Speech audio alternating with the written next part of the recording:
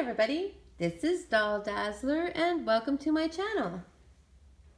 I've been sharing with you guys some of my favorite dolls out of my doll collection, and in today's video I have decided to share with you the Dollikin. Dollikin was made by Uneeda in 1958 to about 1962. There are some later versions of Dollikin going up to the 80s, but they are a much smaller version of the Dollikin. These dolls, I don't believe either one of these outfits are their original outfits. This one over here is for sure handmade. It's well made, but it's handmade. I've never seen that particular outfit on a Dollikin.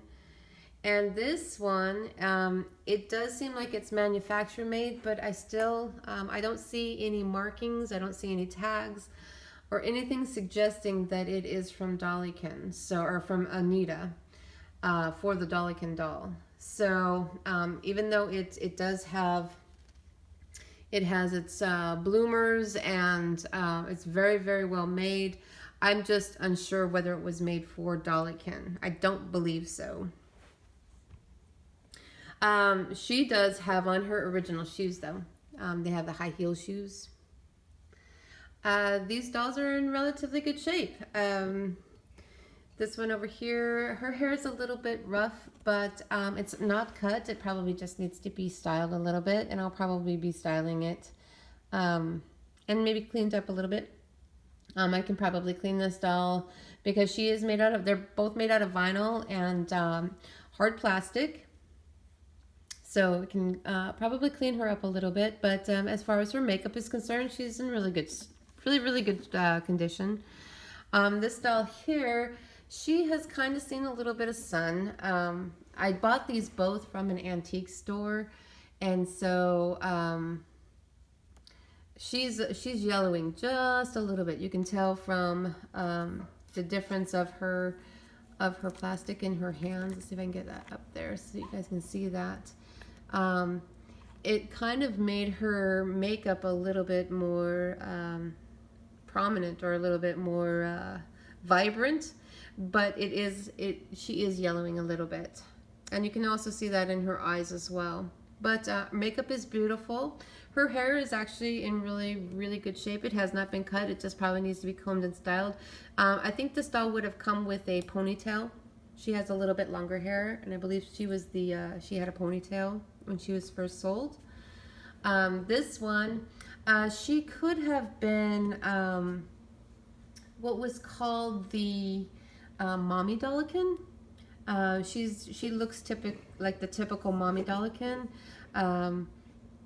She would have been sold with a baby, and they would have been dressed just alike.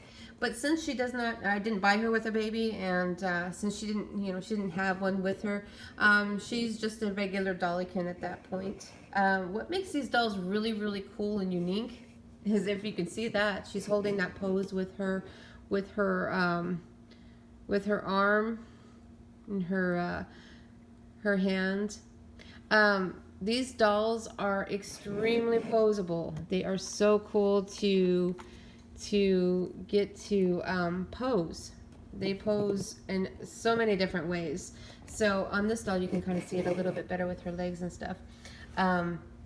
They have 16 different joints, and so let's see if I can show you what those different joints are.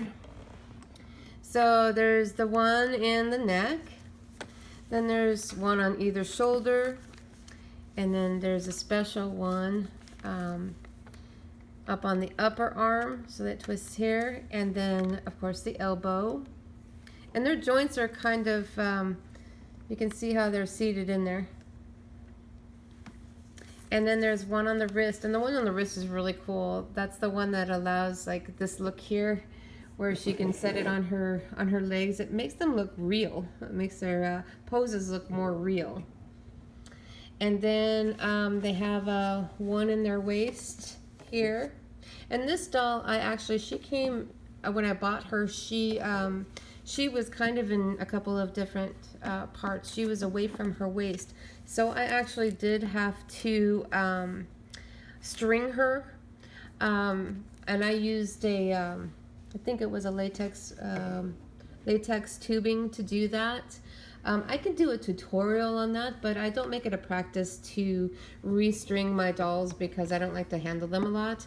But in this case, they had sold her, they thought that probably she was broken.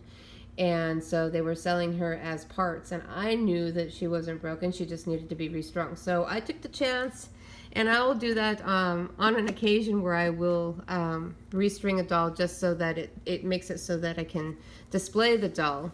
But I don't like to handle the dolls a lot. So so then she has that's the joint that I had to string to put her back together. So that was kind of interesting to try to get her to sit again. So then they have hip joints, and then knee joints, and then the last is the ankle joint.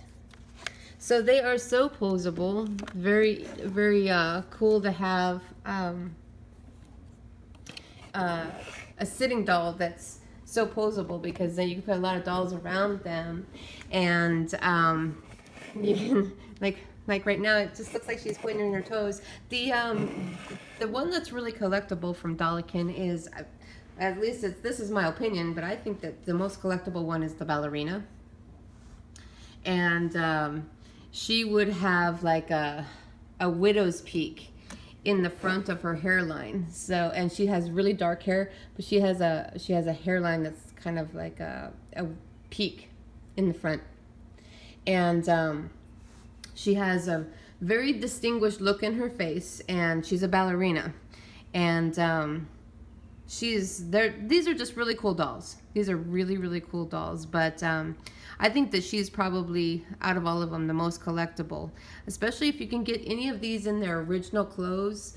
They're really, really collectible. The ballerina with her ballerina outfit. And then there's a couple of outfits that if you can either buy separate or purchase them in, it raises the value of the dolls. So anyway, so this is Dollikin 1 and Dollikin 2. If you like Dollikin, please like and subscribe to my channel. If anybody out there has that the ballerina Dollikin and would be willing to share a video or a picture, please leave it in the comments. I am always thrilled to see other people's collections. I love dolls so much, and I love to see what other people have been able to find and to kind of save a piece of time. So if you guys are willing to share the Dollikin that you have, or any of your dolls, please like and subscribe to my channel. And thank you so much for watching, and I will see you in my next video.